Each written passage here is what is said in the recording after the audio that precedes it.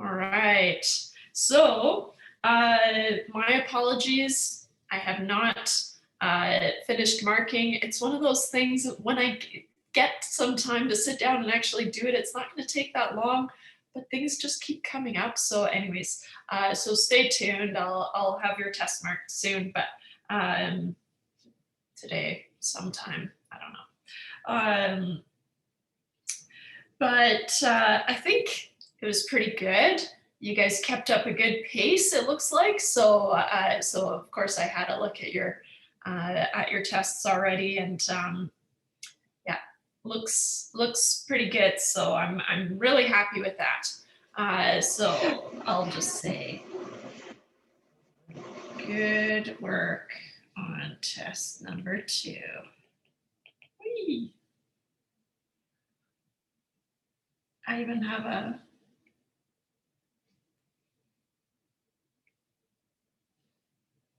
a sticker for it. All right. So I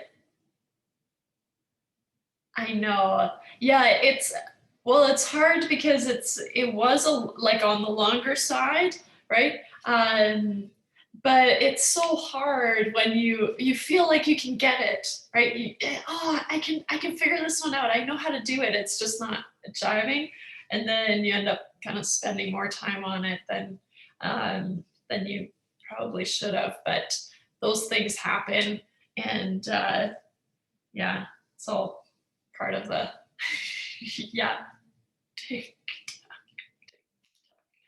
110 minutes flies by like that, right? So anyways, but those are all things that, now you have kind of more of an idea heading into the final exam too, right? So all I'm doing is just kind of getting you guys to the final exam material. So that's good.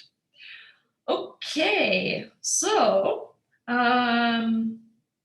I guess we'll do some quick review because it was a while ago that we met, but not a ton of review because we're going to finish chapter 4 today, and then next week, because there's no school. Well, this doesn't affect us because we meet Tuesday, Thursdays, but no school tomorrow, right? And no school on Monday, in case you have Friday and Monday classes.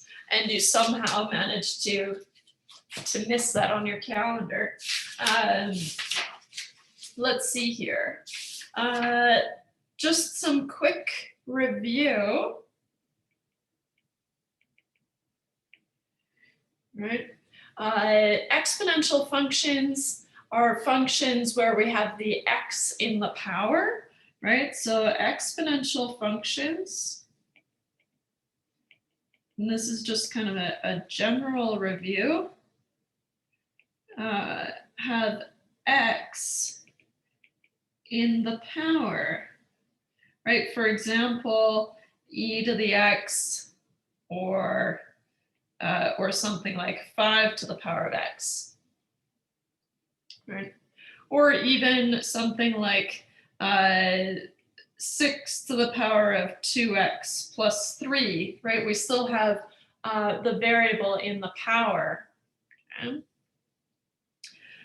Whereas the inverse, so if you think about the graph of an exponential function, we can have this growth or decay, right? And if we think about that graph, we can see that it's 1-to-1, and so it's going to have an inverse using the horizontal line test, right? And this is all from the test, so you've already kind of had this under your belt, so that's why I'm going a little bit faster. But we can see that it has an inverse, or it should have an inverse, and the inverse is the logarithmic function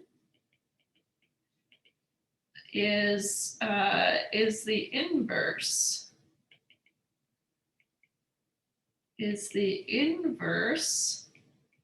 of an exponential function.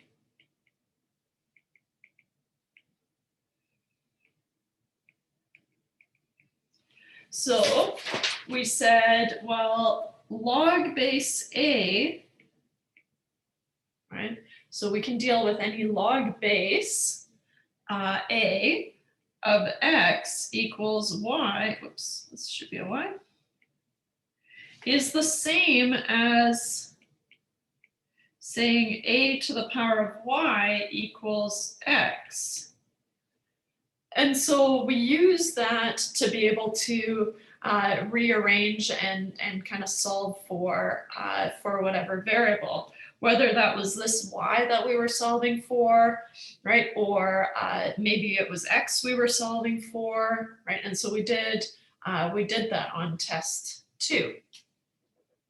So what I want to do today is just develop kind of an easier method than remembering this relationship, although it's still based on this relationship. So you can still go back to this relationship, but I know that it's kind of a hard one to read, right? And remember, I do a to the power of y, so I have this kind of like circle thing going.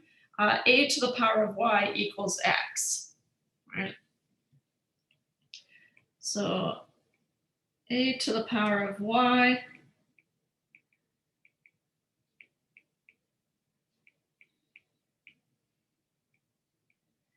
equals x, right? And that's how I remember and kind of pick apart that relationship. So the log is the inverse of the exponential function, and we also introduced the domain of a logarithmic function, right? And so the domain of a log of a logarithmic function, oh, doesn't really read that well, does it? Logarithmic function is all the values that are positive and not 0. So we can't take the log of 0, right? You can try it on your calculator, it's not going to let you, and we can't take the log of a negative number, right? And so here, this is saying we can't take the log, and this is of any base, right? It can't take the log of a negative, I guess, nor 0. We're going to use potentially proper grammar, I don't know, nor. We cannot take the log of a negative nor 0. Anyways. So those are things to keep in mind. And then also we introduced the 2 special logs, log base 10. Log base 10 of x is called the common log. And we just write it as, when we just write log with no base, we mean log base 10. And it's called the common log.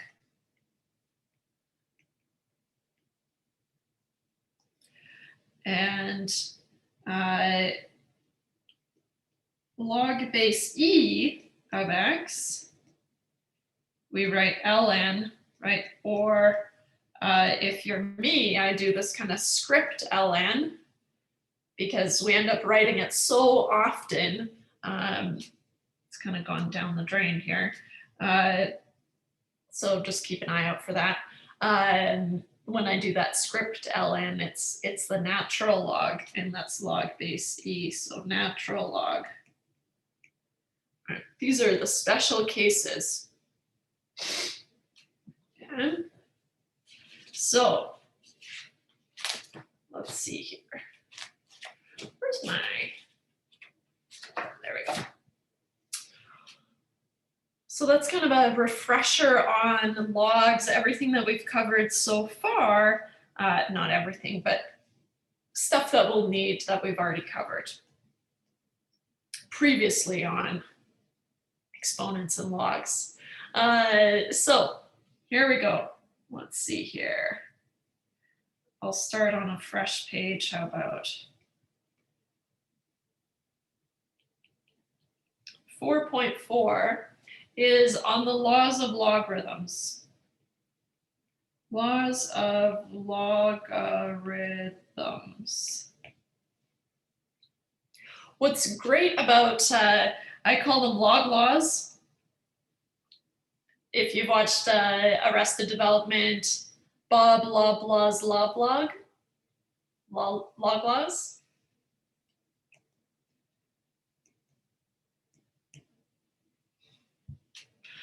So I call them log laws, most people do. And what they do is they just let us manipulate logs, but also the reason that we need logs is to be able to solve for x when it's in the exponent, right? And because it's the inverse of an exponential function, it lets us do that. Okay, so we need logs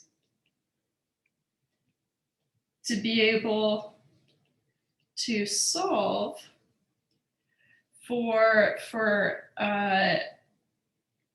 x, and I use x as any variable, kind of ironically, I guess. X is a variable holding the place of any variable. So we need logs to be able to solve for x when x is in the power, right? Because if I say something like 4 equals 2 to the power of x, right? We could think about, okay, well, log base 2 of 4 equals x. I don't know, it just, for me, it's too hard, right? So here, when I have this x up here, you could rearrange it using this setup, right? So 2 to the power of what equals 4? We know it's 2, right? But now think about this as 2.9, and this is 4.3. All of a sudden, it becomes a little bit harder, right? So this is easy versus what if you have like 4.3 equals 2.9 to the power of x, all of a sudden, this becomes really difficult, right? Difficult to solve. Okay. Without logs, until we have logs and the log laws, that's difficult to solve. Difficult to solve without logs. Right, you'd have to try a bunch of values of x until you find one that's sufficiently close, but that's not really how math is meant to be done. So we use the log laws to manipulate exponential functions and logs. And that's how we're going to be able to bring down x from the power. Okay, so we need log laws. We need log laws to be able to manipulate logs and to bring down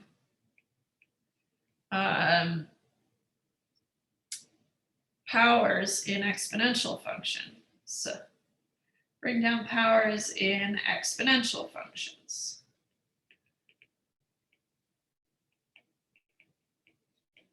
Okay. So let's bring in those log laws and see what's going on here. So it's in the 4.4 handout.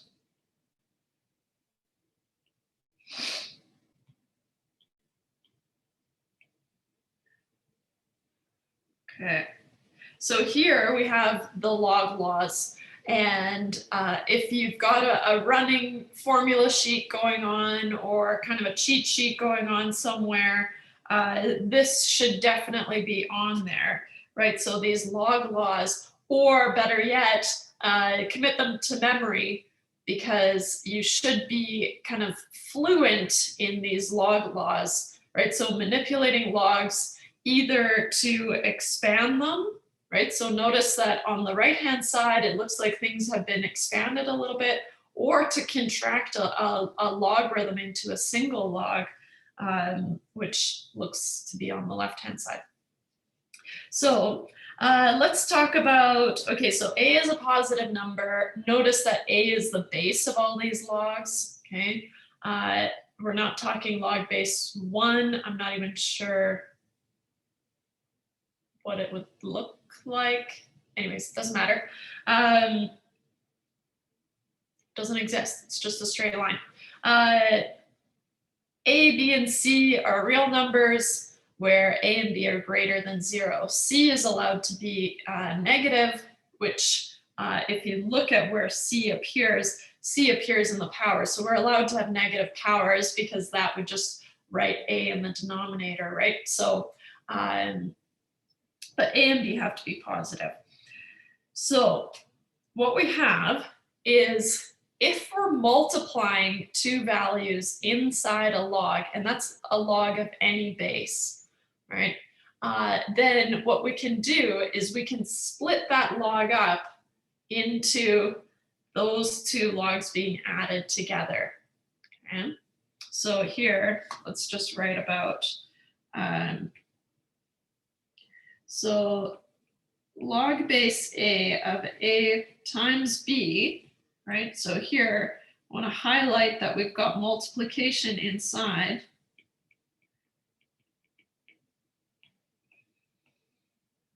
If you expand this, it becomes log base a of capital A plus log base a of capital B. So it becomes kind of addition after expansion, addition of the logs. Okay, so I want you to remember that relationship, that if you're multiplying inside, you can split that up, but you have to add the logs. Okay, same thing with division.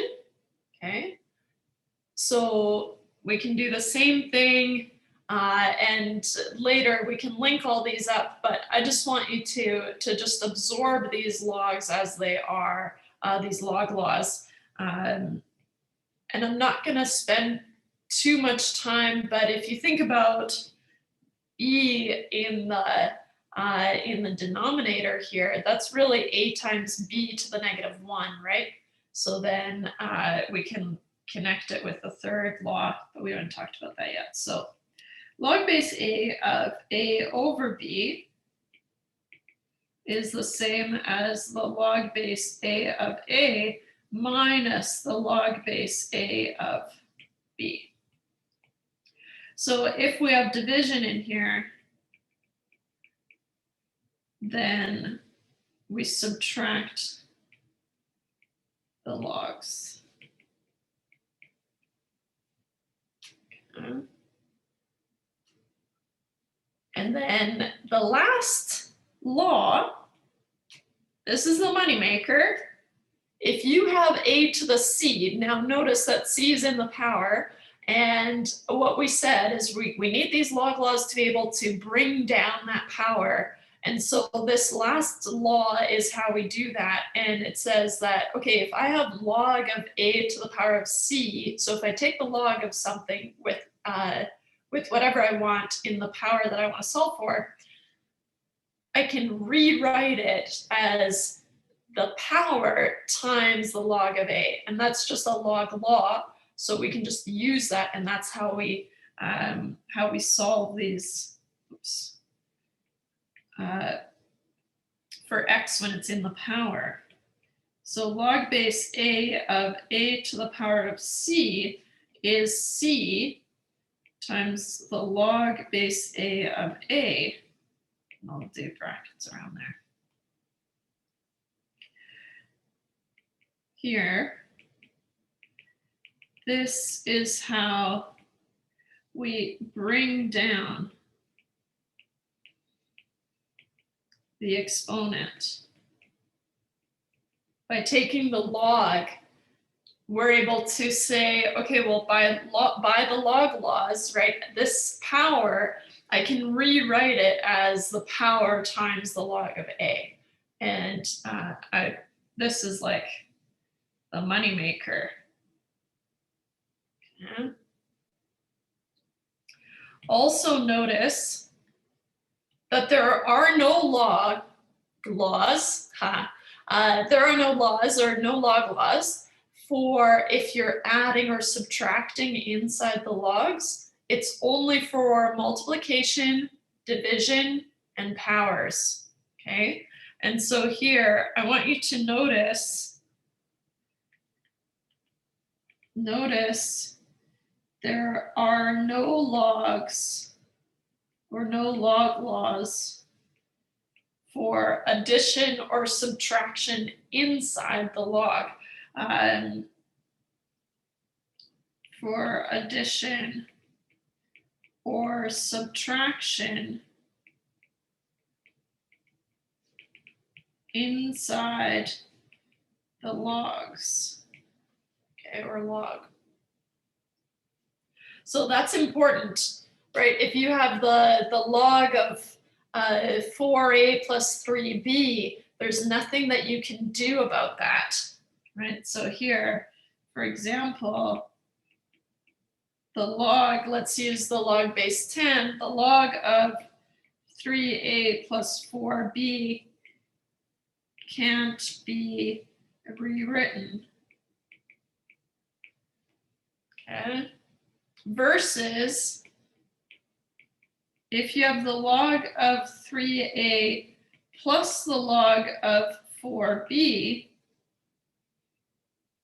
you can rewrite that as 1 log, which is 3 of 3a times 4b.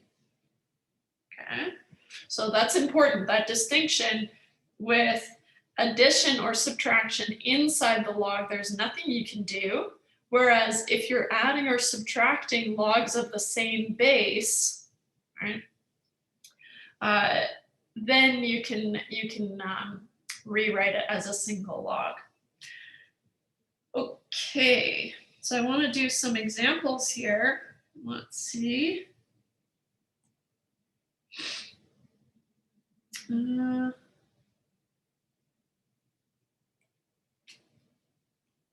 all these.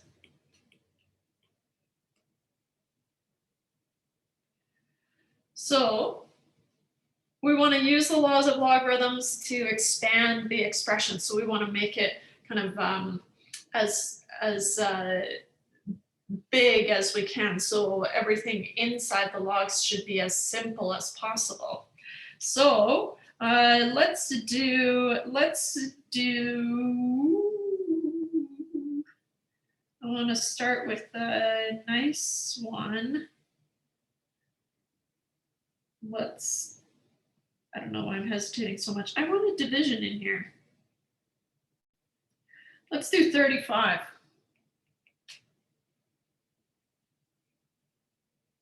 So we've got the log base 5 of 3x squared over y to the power of 3. Okay. So I'm gonna write which rule number 1, 2, or 3 that I'm using at each step. And I'm only gonna apply one rule at each step because this is our first time doing it. But like I said, I want you to practice all of these until you're fluent with these log laws, right? And so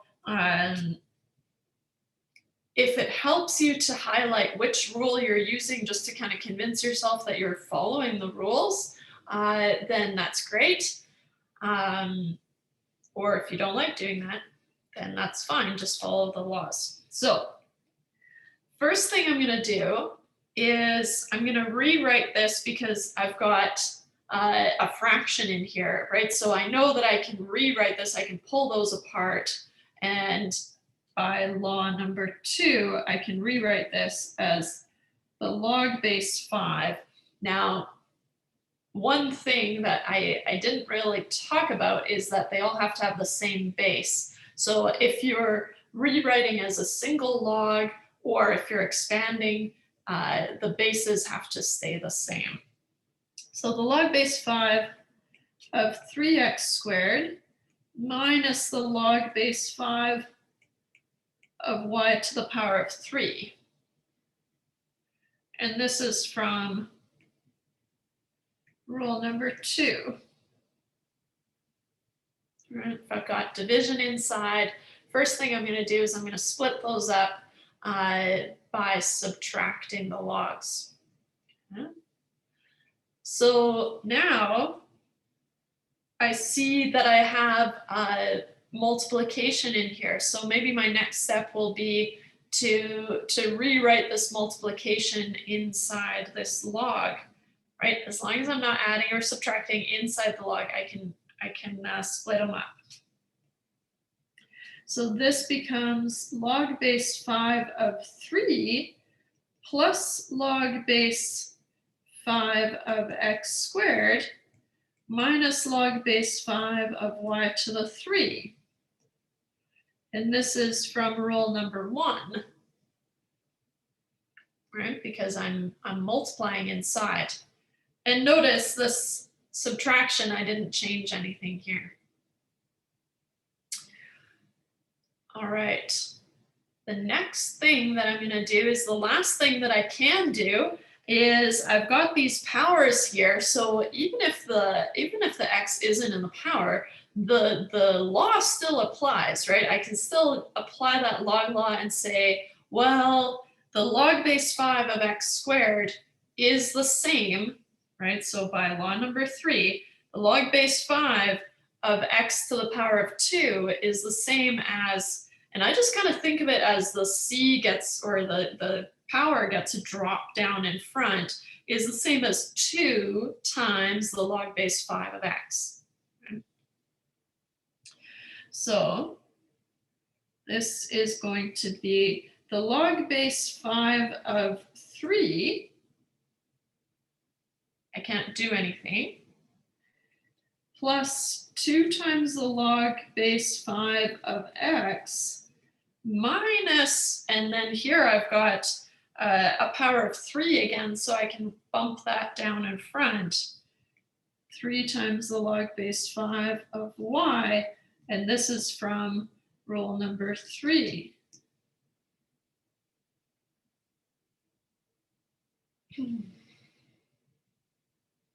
Okay. So let's do 47. Only because it looks the worst out of all of them on here. Right? So as long as you, right, it's just playing a game, right? You have 3 rules to follow, and you have to simplify this as much as you can. And if you think about it, 3 rules isn't that bad, right? So as long as you're playing by the rules, then you should be safe, right? So, but you just, sometimes we need to take a step back and go slow, right? Like in 47. So I've got the log of everything under the square root, x squared plus 4 over x squared plus 1 times x to the 3 minus 7 squared. Oh, yikes. Nah, just kidding. All right. So the log is of all of this, right? It's kind of implied. Okay. All right. A couple of ways I could go about doing this. It will involve exponent laws as well, right? And so we can rewrite the square root as a power of 1/2, and maybe that's a good place to start, right? So here,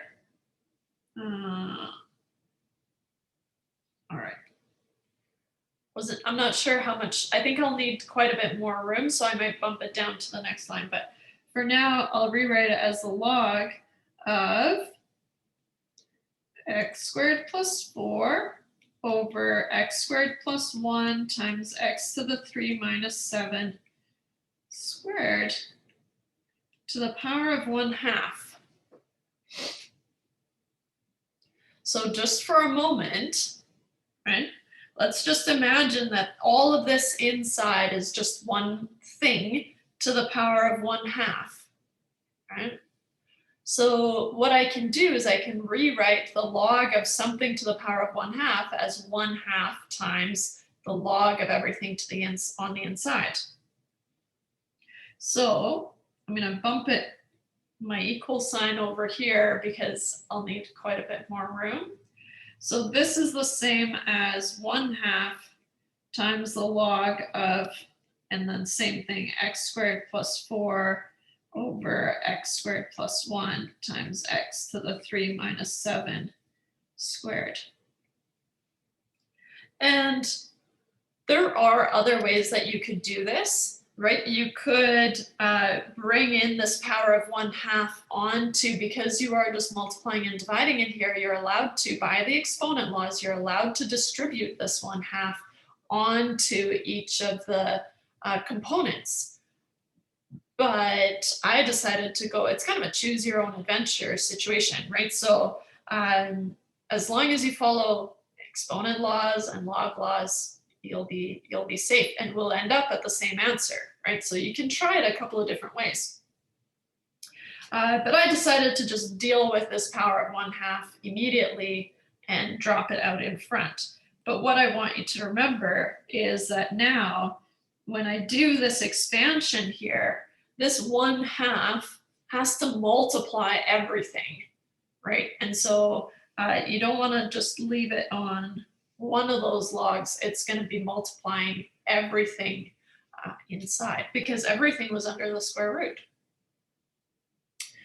So now I have, right, well, overall I have division. So maybe let's start with dealing with this division here. And maybe I'll make a note here.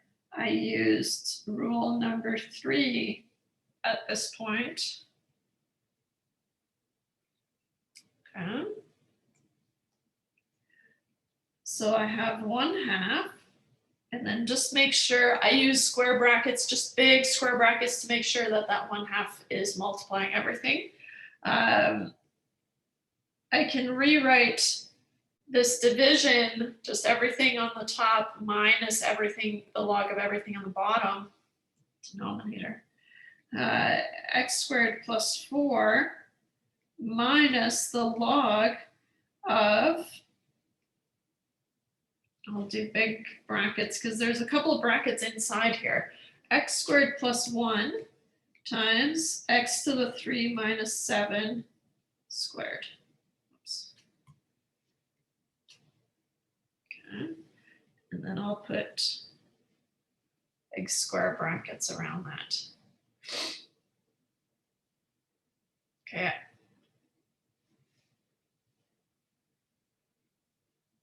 There's nothing I can do here, right? This is simplified because all of a sudden I'm adding inside, and I only have rules for multiplication and division and powers, right? So even though there is a power here, because it's being added to 4, there's nothing I can do, right? So here at this point, this is simplified. No more steps for that section, right? And that's important that you recognize that, okay? And so here I used rule number 2, right, for the division. And now, remembering that I'm subtracting the log of everything here, so when I expand this log, I need to carry over that negative. But I'm multiplying 2 things in here, right? X squared plus 1 and x to the 3 minus 7 squared. So I can rewrite this as 1/2 times the log of x squared plus 4 minus, and then here I'm going to put more square brackets because that negative, I don't want to have to deal with bringing that negative in right away. I'll distribute it later. Minus the log of x squared plus 1 plus the log of x to the 3 minus 7 squared.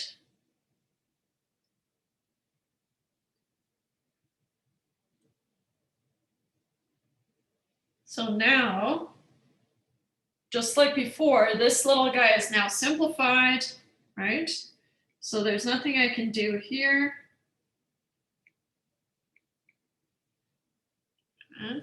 But I do have a power here that I could bump down in front, right? And so I can rewrite that. And what I used here was rule number 1 to expand that multiplication. So I have 1/2 times the log of x squared plus 4. And I'm going to keep that negative outside just a little bit longer until I'm simplified all inside the brackets, and then I can bring in the negative, right? You can absolutely just go ahead and do it now, but I just want to go a little bit slower for these first few examples. So minus the log of x squared plus 1 plus 2 times the log of x to the 3 minus 7. And add bracket. I'm missing a bracket here. So now this is also simplified.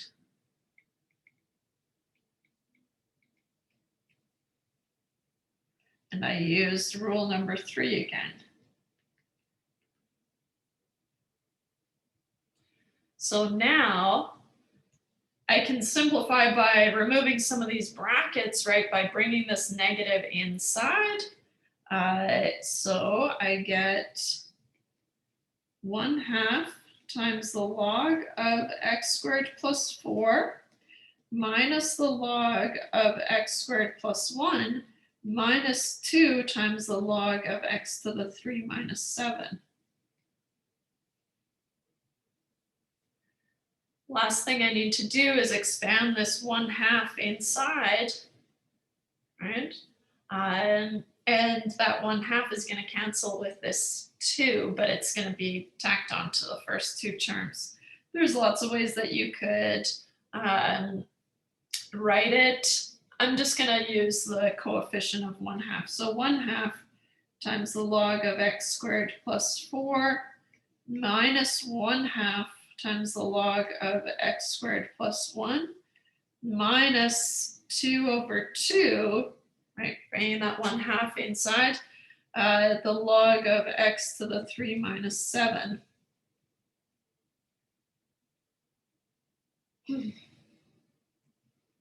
Like I said, you could just rewrite the 2/2 as a 1 and be done with it. Or if you wanted to, you could put these 2 over its common denominator of 2, or you could put it all over a common denominator of 2 and not cancel this 2. Like I said, there's lots of options that are mathematically equivalent. So I get, I'm just going to keep it out front, the log of 1/2 the log of x squared plus 4 minus 1/2 the log of x squared plus 1 minus the log of x to the 3 minus 7. That's good enough.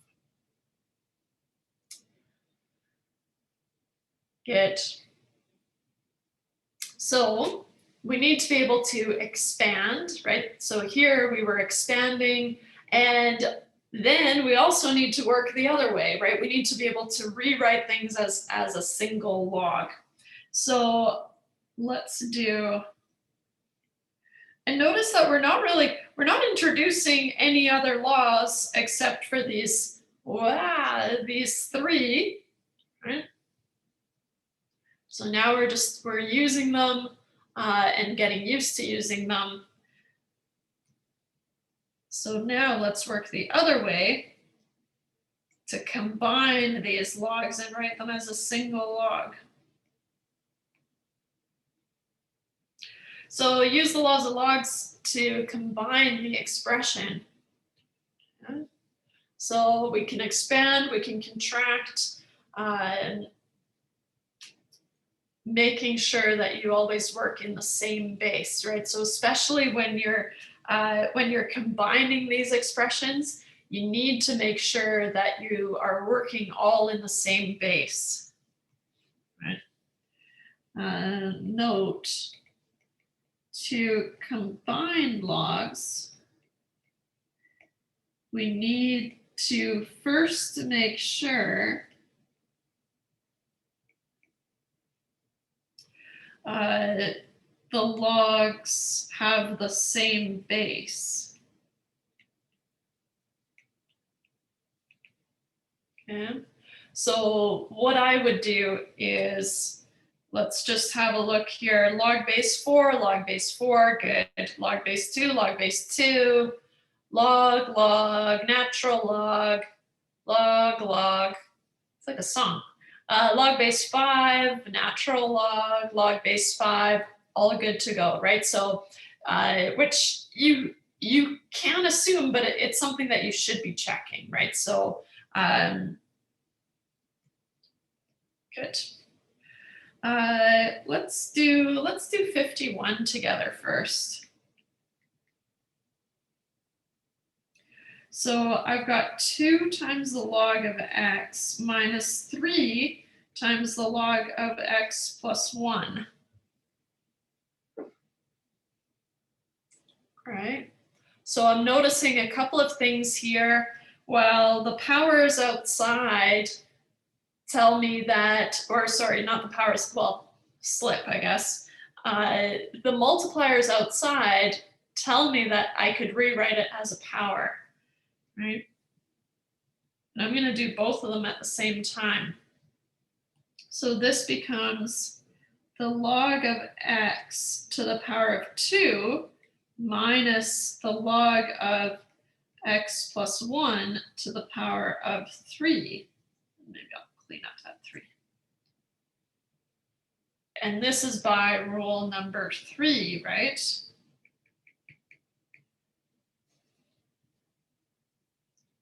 So just like we used it logs to bring the power downstairs so that we can solve for it, now we can put it back up in the power if we're trying to simplify this log into a single log.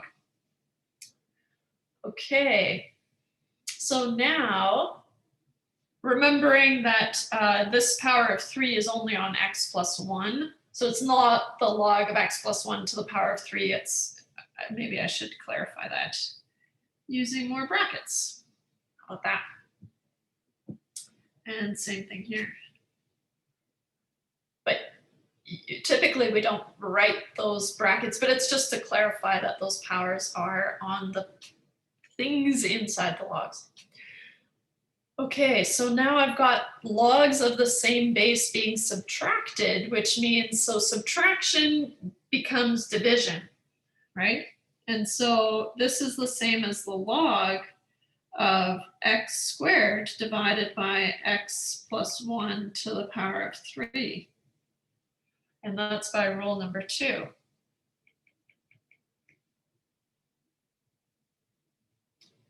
And then that's simplified. Now I have this single log that I can work with. Okay.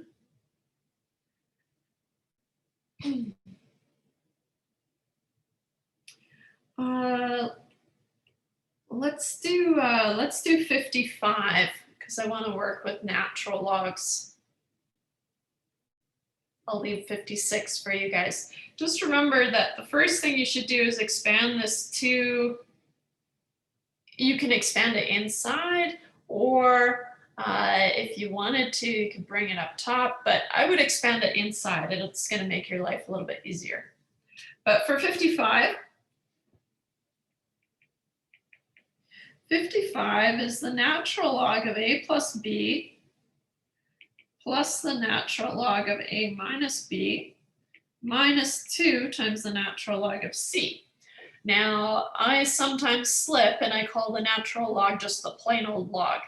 And I think I mentioned it last day, but it's worth mentioning again because sometimes it can be really confusing if you're trying to follow along and I say log when I mean the natural log. So I'm trying really hard to say the natural log. Sometimes I slip up. And that's just because my stats is my jam, and in stats, the only log that we ever use is the natural log. And that's the case for most sciences, or a lot of sciences. The natural log is the log that you're going to use. So if you want to sound cool, you could call the natural log log and just be like, oh yeah, but it's the only log I ever use. Maybe not that cool. I've got the same base, right? That's the first thing that I checked, but I already checked all these. And then I'm adding logs of the same base. I'm going to deal with this 2 out in front first, and then I'll be subtracting that. So I've got the log of a plus b, there I did it. Natural log of a minus b minus the natural log of c to the power of 2, right? And so here I've just used rule number 3. Oops. To bring that 2 up to the power. So now it actually doesn't matter which order you do these in, but I do find that it's easier to just combine the addition first and then tack on the subtraction. So here, this I'm going to rewrite as the natural log of a plus b times a minus b minus the natural log of c to the power of 2, and this is by rule number 1. And then I'm subtracting the natural log of c squared from some log, and so I can rewrite this as one single log, the natural log of a plus b times a minus b over c squared, and this is by rule number 2. And there we have a single logarithm, which we'll find useful in the next section. But before we go on to the next section, we kind of glossed over something way earlier.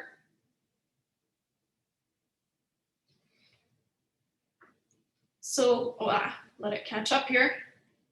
When we solve for the log base 5 of 3, we don't actually know how to find that, right? So if we go to our calculator, I'll use the Desmos calculator, and I'm going to clear all. If you go to, we looked at it before, I think it was in the function. Yeah. If you look in your functions library, there is only ln and log, meaning you only have log base e and log base 10 on most calculators. Now, it's not until you kind of go for one of these engineering calculators, they have the log of any base, but you don't actually need that. And I'm going to show you why you don't need it. So most calculators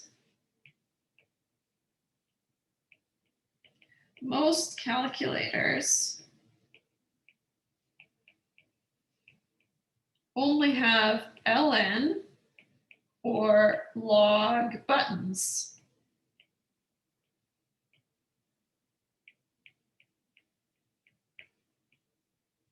Right, so here, this is base E, and this is base 10.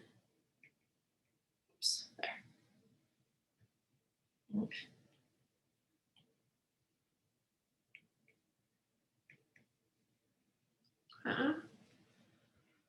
Right, so that's the case, and you can check out your calculator, but even the Desmos calculator, which definitely has the tools to make a log of any base, they didn't bother. You don't need it.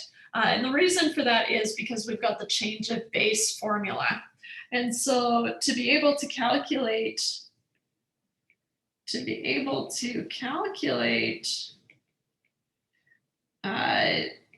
maybe the log base 5 of 3, right, which is not base 10 or base e, we use the change of base formula.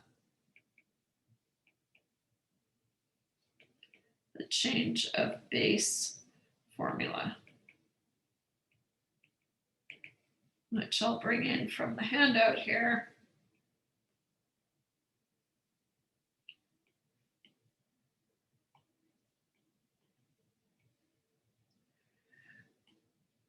So what it looks like is if you have log base b, so in our example here, we have log base 5 of x, which we're going to let be 3, then it becomes log base a. And notice how you have a choice of any log base a. Well, you should probably use one of the ones that you have on your calculator, right? And so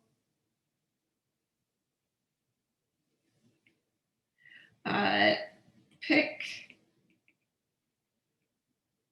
either log base e or log base 10,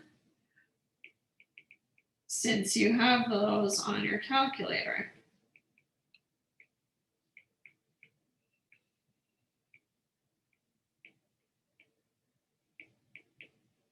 Okay. I will always use ln, right? So I personally prefer to use ln. I will use ln. Okay. So what that says is that the log base b of x is going to be the natural log of x over the natural log of b. Right? And that's my change of base formula, which is a little bit cleaned up. It doesn't just allow for any log base a. You can move between other bases, but usually we just want to calculate something like this log base 5 of 3. So let's find the log base 5 of 3.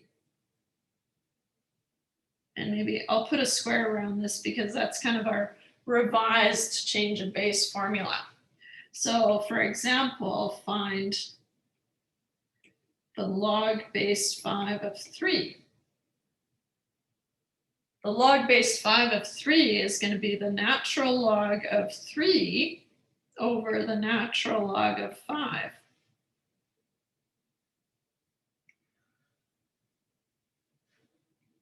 When we have them written like this is our exact answer, right? Log base 5 of 3 is definitely our exact answer. Even the log of, or the natural log of 3 over the natural log of 5 is still the exact answer. When I find a decimal approximation, it's going to be an approximate answer. So I indicate that with an approximately equals. So I'm going to go on my calculator here. And I want to do the natural log of 3 divided by, and I need the natural log of 5. And I get roughly 0.6826. I'm going to do it on the side here so I can copy it out. Okay. So you should make sure you get roughly 0.6826061945-ish. Or not really ish, but depending on how many decimal places your calculator is giving you. Good. Okay. I think there was, yeah, let's do another example. there are more examples for you to practice in here, but let's just do one of these here. So we want to use the change of base formula to evaluate some of these logs. And it says use either the natural log or the common log, which we already established, right? We're not going to use a button on our calculator that doesn't exist. So let's do something like 63.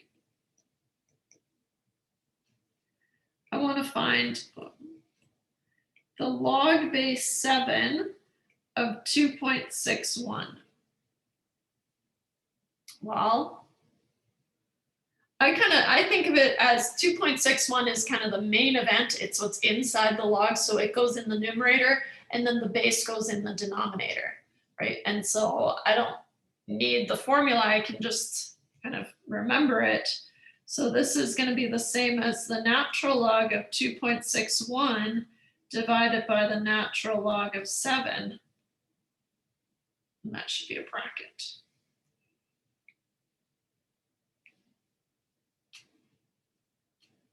I know it's the, we're getting towards the end of the term because my hand gets all sore and kind of crampy. So it needs a break, but it just knows that it's the end of the term. Or towards the end of the term. So here we go. So even though we've got 2.61 inside the natural log, that doesn't matter. So what we do is, again here, and maybe I can cheat, 2.61, so I don't have to type it out again, over the natural log of 7. I get 0.493 something or other. Do it on the side so I can write it out.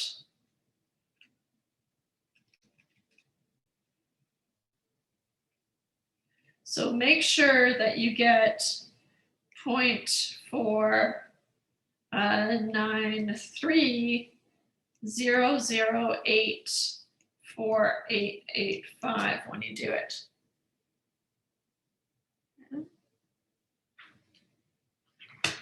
Okay.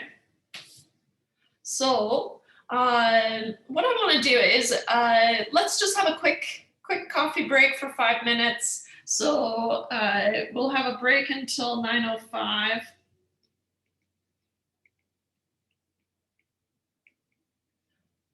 And then we'll get into section 4.5. Yay for breaks. It's a lot. So I'll pause this. Back. So pretend that never happened, think. But it's just weird to have it in the notes. All right, so what we've been working towards is solving exponential and logarithmic equations, right? And so we need the log laws, we need to know the relationship between exponents and logs in order to be able to solve for values or variables that are in the power or maybe inside a log. So 4.5 is just called exponential and logarithmic equations.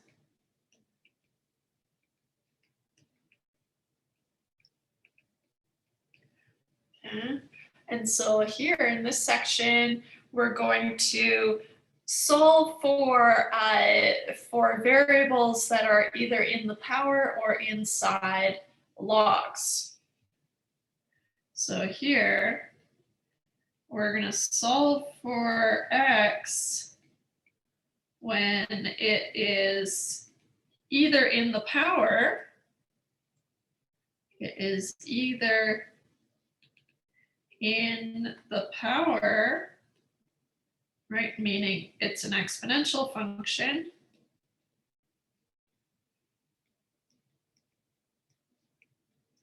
or in a log, meaning it's a logarithmic function. All right, I will say it.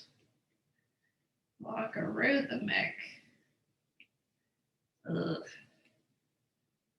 I always have to sound it out. Logarithmic function.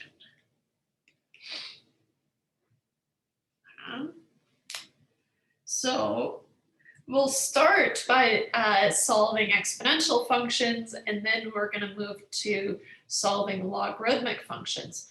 We already have the tools that we need. So we know the log laws, we know the relationship between logs and exponents, and so we're just putting it all together to be able to solve problems. So first things first, there are these kind of guideline instructions here, which I'll bring in. They're the same for exponents and logs. We're kind of, at least the first part. The first thing you're going to do, so if you have an exponential function, 2 to the power of x or e to the power of x, something like that, right? First thing you're going to do is you're going to isolate the exponential part of the expression. Now, you'll see what I mean when we do some examples, but you have to kind of get the exponent on its own, and then everything else, so all the numbers and stuff on the other side of the equation. Then what we do is we take the logarithm of each side. Now, what you do to one side, you have to do to the other side, right? So here,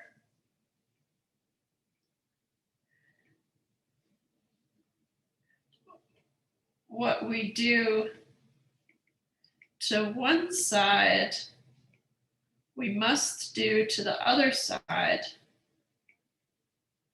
due to the other side.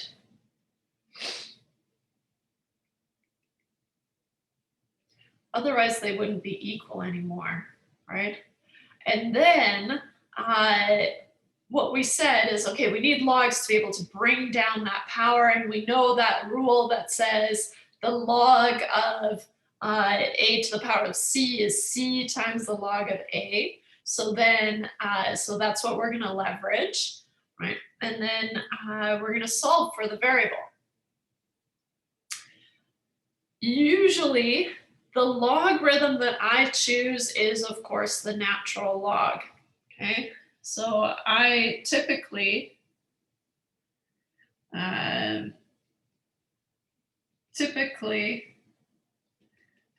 will take the natural log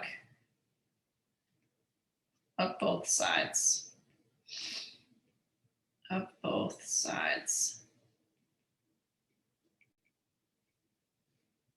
But you can use the log of any base.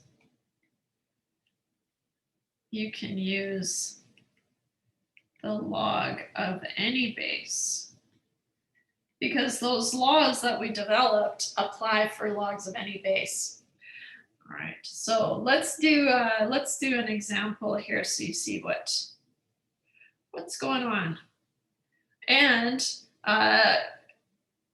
it's not common that I put worked out examples in the handout, but in this case, I thought it might be nice to have kind of a crutch, because otherwise I would just have these little blurbs, these 2 blurbs and a bunch of examples. And so I thought, well, I have the space, so why not just have these kind of crutch examples that you can refer to as well as what we do in class, right? Because it's nice to have worked out examples.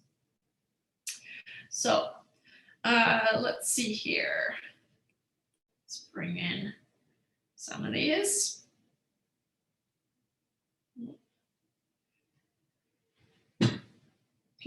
So we've got these exponential equations. Notice that for all of these, at some point we have an x in the power, right? And so that's what makes it an exponential function. And so we need to solve for x. So we want to first find the exact solution, and then we're going to use a calculator to find the approximate solution. remember, as long as it's in terms of logs, it's still the exact solution. But then when you do it on your calculator, that's when you get your approximate solution. So I want to start nice and slow, maybe with 12.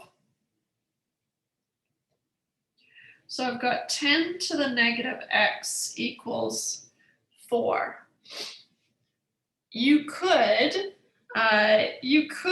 take this and say, okay, I've got a base of 10, so the log base 10 of 4 equals negative x. I can't remember how it went. Notice it's hard, right? So what you're going to do is, instead of trying to remember that relationship, because you don't have to anymore, if we take the log of both sides, and I will always use the natural log, right?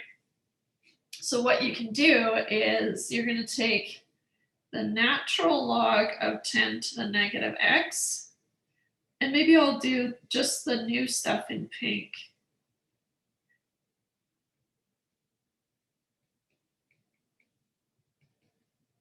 Equals the natural log of 4. So I'm just wrapping everything up in logs. Okay. Notice that 10 to the negative x is already isolated. That was the first step that we were doing, but I forgot to mention it because it was already done. But we'll do an example where it's not isolated yet. So for now, right, so if you wrap this up in logs, in our case natural logs, then you know that there's, by rule number 3, right, you can bring this exponent downstairs.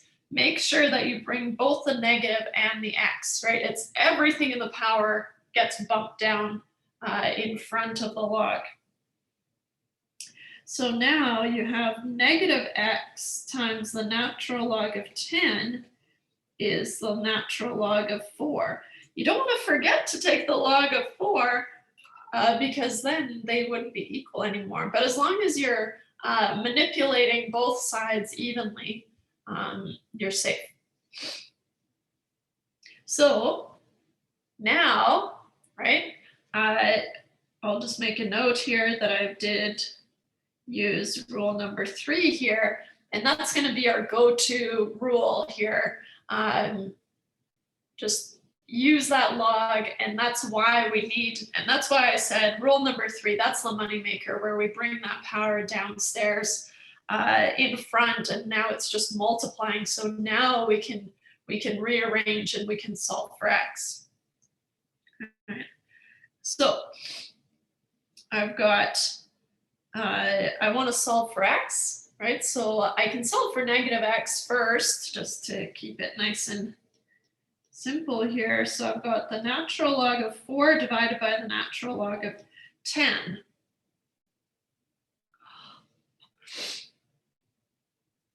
Yeah.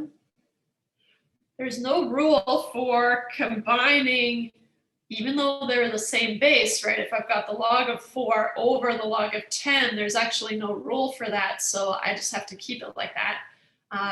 Only for subtraction of 2 logs becomes division inside, right? So I've said it once, I'll say it again. You need to be really fluent with what you're allowed to do and what you're not allowed to do. Right? And so here, in this case, this is as far as we can simplify. Solving for x, right, I can bring that negative over to the other side. And so I get x must be negative natural log of 4 over the natural log of 10. This is the exact answer.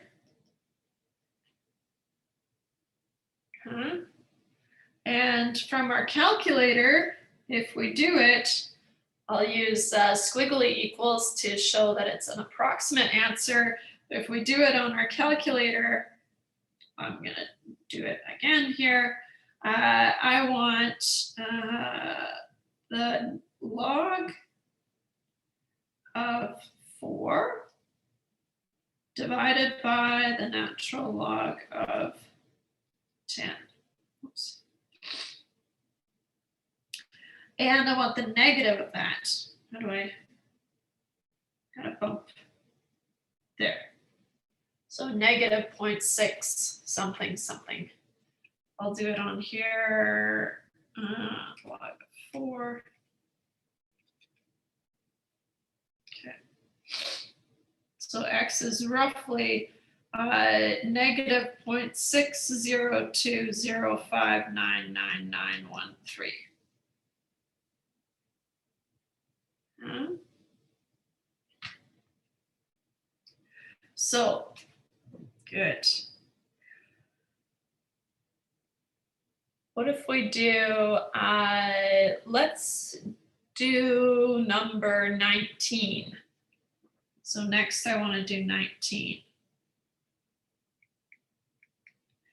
19 is 300 times 1.025 to the power of 12t is 1,000.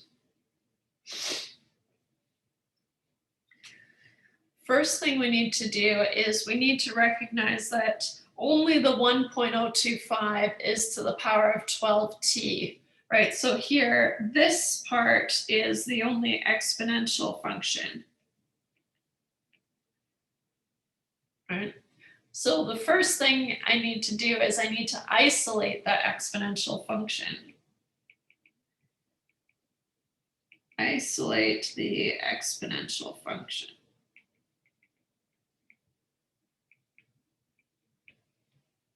Which means I need to divide both sides by 300 to bring that 300 over to the right-hand side.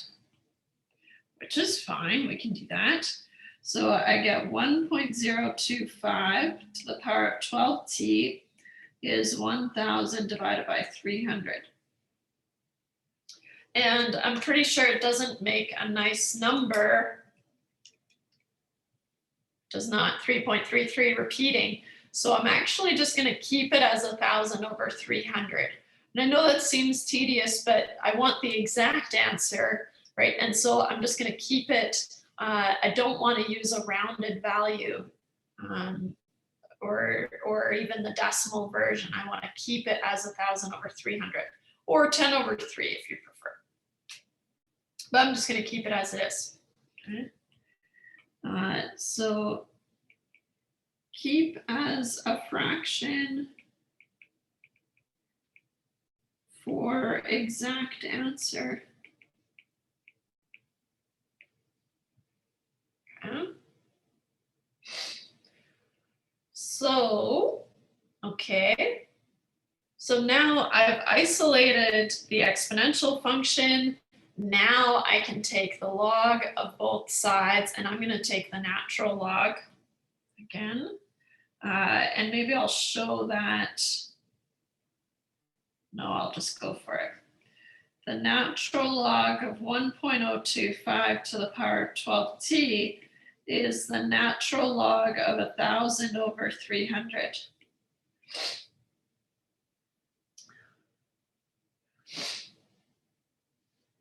This is just a number, right? So even though it doesn't look very nice, just tell yourself, okay, the log base anything of a number is just a number, right? And so you can kind of ignore it now. It is just a number. We're trying to solve for t here. And so I have to use that log law that says that I can bump this, I can rewrite this as 12t times the log of 1.025.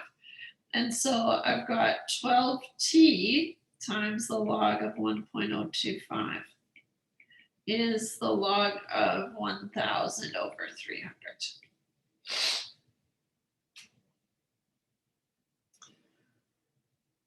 So now that I want to solve for t, right, I can, t is multiplied by 12 and the natural log of 1.025. So if I want to solve for t, I can divide both of those guys over to the right-hand side. So I get t must be the natural log of 1,000 over 300 divided by 12 times the natural log of 1.025. Now, if you wanted to divide by the 12 first and then divide by the log of 1.025, you would still end up at in the same place. I just did them both at the same time. So this is my exact answer for t. So I've got, this is my exact answer for t. Now I'm going to very carefully, right? You want to make sure that you take the natural log of 1,000 over 300 and then divide it by, and then in the denominator, 12 times the natural log of 1.025, right? So just use brackets very, very carefully.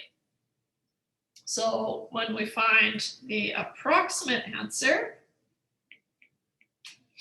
we should have something like, clear this.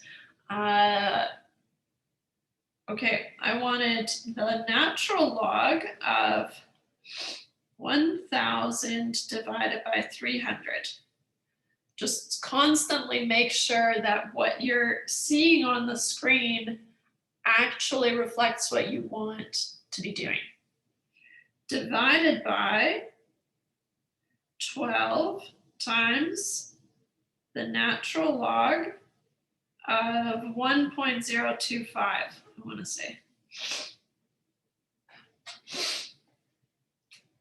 So I get 4.06, and I really wish I could copy that, not, so I better just do it quickly over here.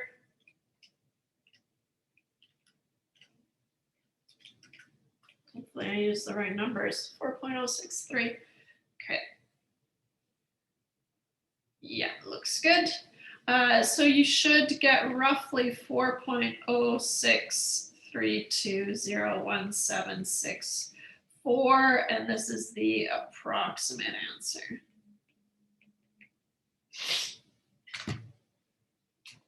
Good. So you isolate the exponential function, right? Get it on its own, then take the logs of both sides, then use the log laws to rearrange and eventually solve for the variable that you're looking for. Let's do another one. Which one do I want to do? Maybe let's do 35. There's lots of fun ones to choose from, right? Lots of different options. Make sure that you run through all these and check them against those solutions that you have that I've posted, right? Because we want to be really good at solving exponential functions. And also it's really fun, which helps. Okay. I have 2 to the power of 3x plus 1 equals 3 to the power of x minus 2. Notice that these are both exponential functions, right? And so, and they're both isolated. So what I can do is, I'll just make a note here. 2 isolated exponential functions.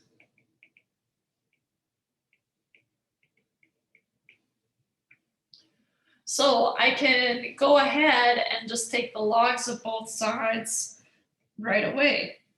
So I have, I'll just rewrite it here. 2 to the power of 3x plus 1 equals 3 to the x minus 2. That's going to be equivalent to, if I take the logs of both sides, the log of 2 to the 3x plus 1 equals the log of 3 to the x minus 2. What you'll find eventually is that I don't write the power inside anymore. I'll skip straight to the next step because that's the whole point of taking the log is to bring that power downstairs. So eventually I'll just skip this step and go right to the next step, right? And so I'll just make a note here. I will eventually skip this step, skip writing this step. Right, and so you can skip it too, because the whole point of taking the log is to bring that power downstairs. So I can rewrite this as 3x plus 1 times the natural log of 2, right? And so I would go straight from this first line to this next line, or the third line, is x minus 2 times the natural log of 3. Notice that the entire power comes down.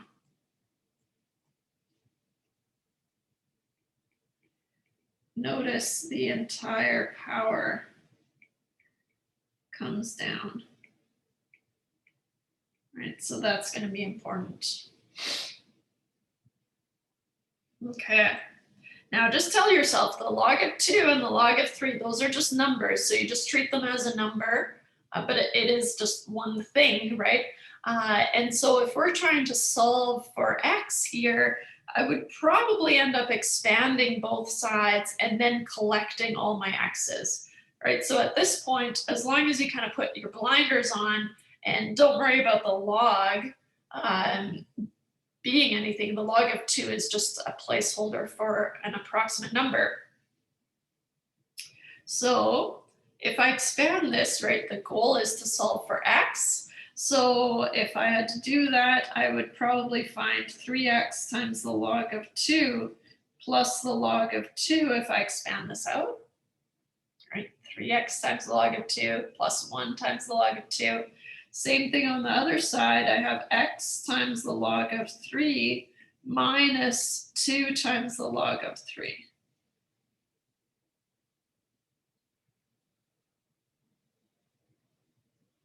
So here I'll make a note that I am expanding.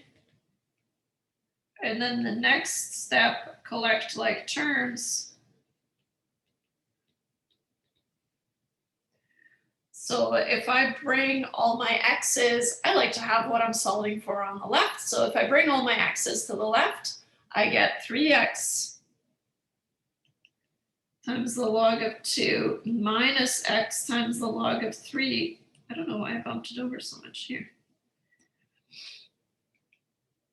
Equals the negative 2 log 3. Oops, that doesn't look like a 3. Minus the log of 2. Notice this, everything on the right is just a number, right? This is the exact value of that number.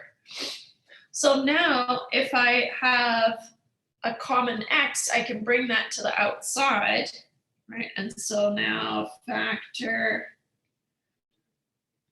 the x out. So I get x times 3 times the log of 2 minus the log of 3 is equal to negative 2 log of 3 minus the log of 2. So now, last step here, if I want to solve for x, I can divide both sides by 3 log of 2 minus the log of 3. So I get x is negative 2 log of 3 minus the log of 2 divided by 3 times the log of 2 minus the log of 3.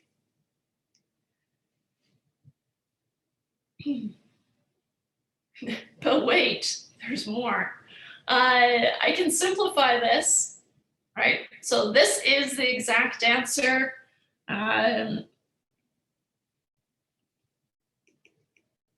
Exact answer, but can be simplified.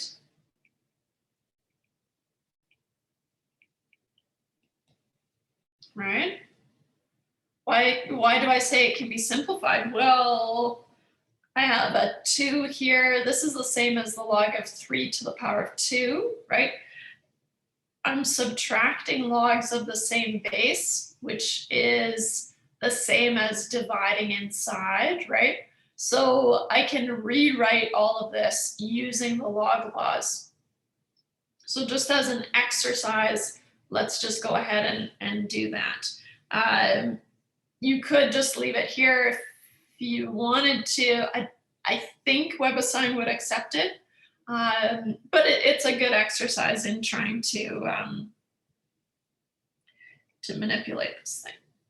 So I can bring that -2, all of it upstairs, right? So this is the same as the log of 3 to the -2 minus the log of 2 over the log of 2 to the power of 3 minus the log of 3.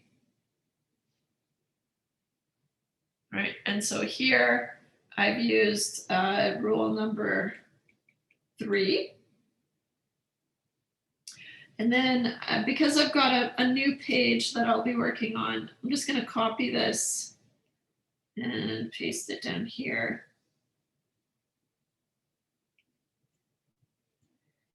So that I can work it here. Okay. There. Looked like that x equals was an afterthought. It was, but doesn't have to look it. So now that I'm on a fresh page here, I just copied it down. Now my log laws say that, okay, if I'm subtracting logs of the same base, then that's the same as division inside, right? And so this becomes x is the log of 1/3 squared, right? 3 to the -2 is 1/3 squared divided by 2. All right, just kind of take it in stride here. Over the natural log of 2 to the power of 3 over 3. So here I've used rule number 2. Yeah, that's the subtraction one. Okay, 1/3 squared divided by 2 is the same thing as 1/3 squared times 1/2, right? This is technically a fraction over a fraction, which we know how to deal with. 2/1, you have to flip and multiply. And so this becomes the log of 1/3 squared times 2 divided by the log of 2 to the power of 3, 2 times 2 times 2 for 8/3. I'm just seeing if it would simplify to anything nice. Doesn't really. So this becomes, x becomes the natural log of 1/3 squared is 9 times 2 is 18. And I could be wrong there, but I'm, I don't know, feeling pretty good. I better check. 3 to the power of 2 times 2 is 18. Good. 1/18. And then the log of 2 to the power of 3, which is 8/3.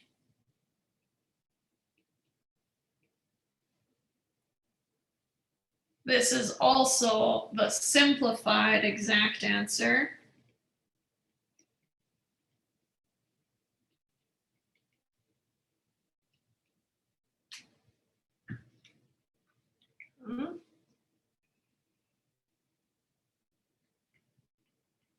Let's find the approximate answer. So I've got 1/18 and 8/3. I want the log of 1/18 divided by the natural log of 8 divided by 3. Brackets. Oh. and bracket outside that 8/3. There. So I get negative 2.946, blah, blah, blah. I'm going to do it over here. 1/18 divided by the log of. Hopefully I'm getting the same answer here. Negative 2.946865368. This is the approximate answer.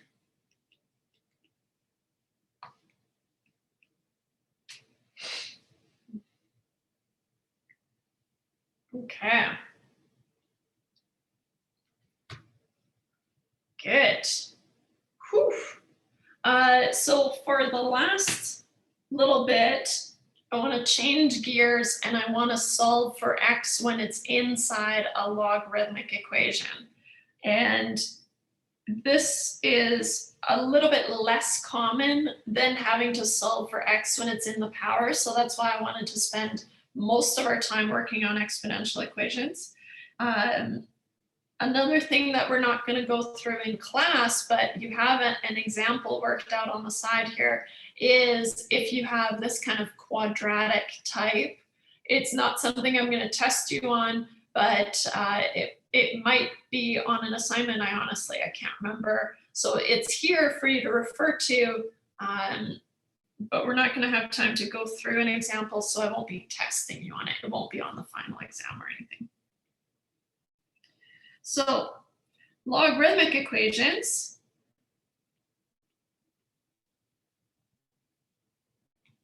follow the same structure.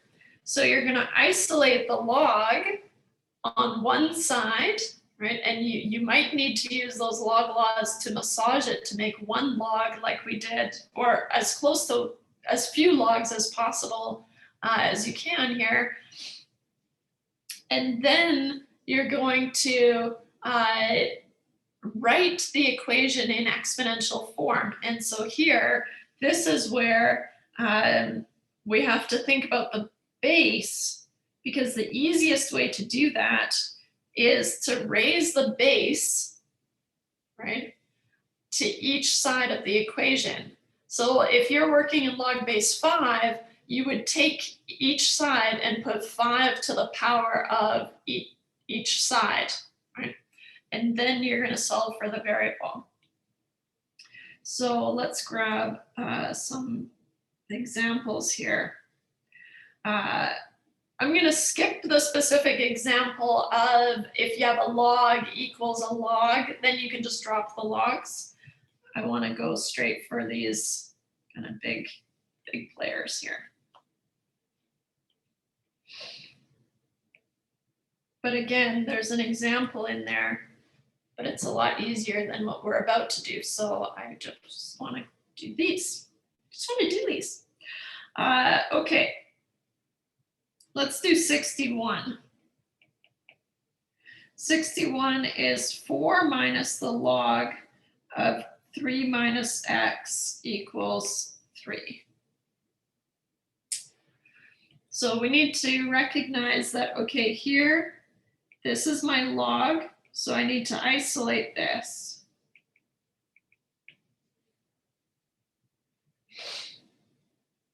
Which means I have to move that 4 over to the right-hand side as well as the negative.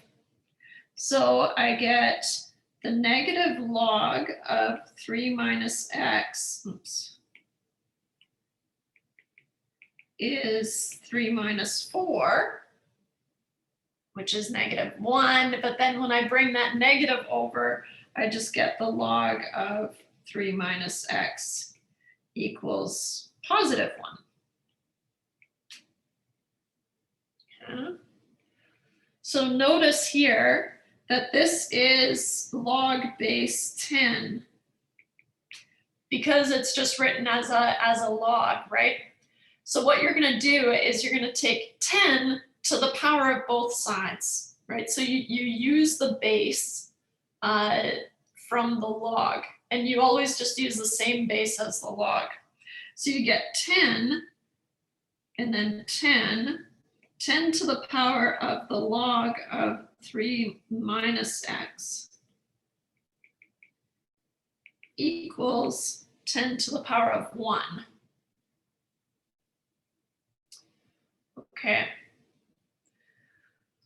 From exponents and logs, we can go back and we can just kind of reiterate that these things are going to cancel, right? So 10 to the power of log base 10. But the reason that we use the same base is that they will kind of cancel. And in my mind, this 3 minus x drops down, right? Make sure that you still have 10 to the power of 1 over on the other side, right? And so you get, this becomes 3 minus x is equal to 10 to the power of 1, which is just 10. So now we can go ahead and solve for x, right? 3 minus x equals 10 is now all of a sudden very easy to solve for. And so now you have negative x must be 10 minus 3, which is 7. So x must be negative 7.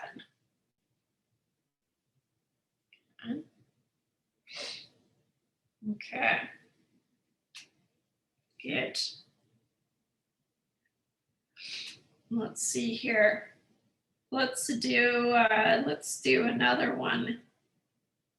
Let's do 63.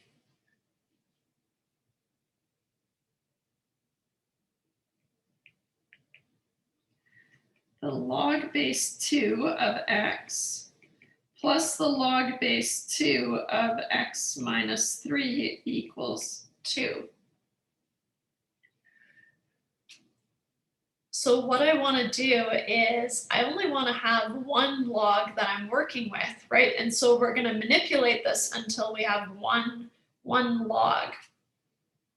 So this is the same as if I'm adding log base 2's, right? I can rewrite them as multiplying inside. So I get the log base 2 of x times x minus 3 equals 2.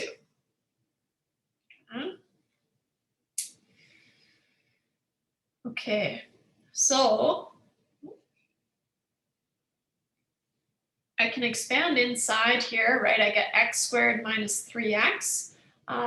You can leave it as it is. It doesn't really matter, but let's expand inside there. So I get log base 2 of x squared minus 3x equals 2. So now noticing the base 2, right? This is what I use, and I say 2 to the power of log base 2. Oh, I guess, sorry, that log base 2 should probably just be in blue. Log base 2 of x squared minus 3x equals, and then 2 to the power of 2 on the other side as well. You don't want to forget about doing the other side. That's probably the most common mistake that I see is you remember to take 2 to the power of log base 2. Okay, great, because that's how we're going to get these to cancel out. But then we forget to do 2 to the power of 2, which is so easy, right? But if you forget to do it, then it makes a real mess. And let me see if I can find the reason for that cancellation. Yeah. So it's from the properties of logarithms. Right? This is why we're able to, and I'll bring it in here because I forgot to do it. So this is why we're able to cancel. Okay. This is why we raise to the same base. Because if you have 2 to the log base 2 of x, what happens is it just drops down to be x, right? And so that's what we're using here. So what we get kind of around this is we get x squared minus 3x equals 2 squared, which is 4. Now, this is a quadratic. Oh, who knew? They're going to come back to haunt us. I can move this 4 over here and set it equal to 0. So I get x squared minus 3x minus 4 equals 0. And it's our favorite quadratic.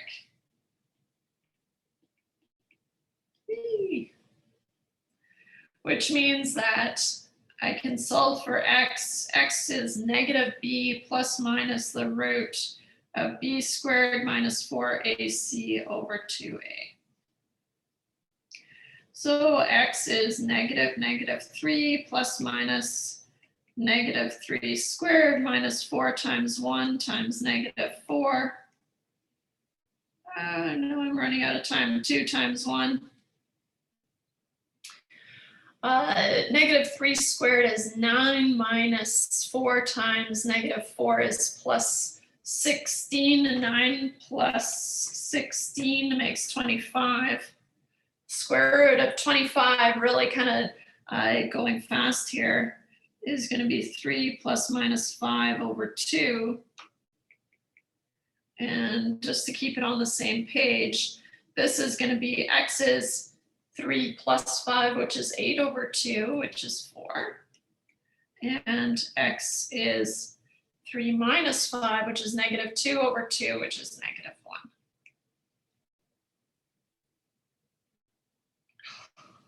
We did it.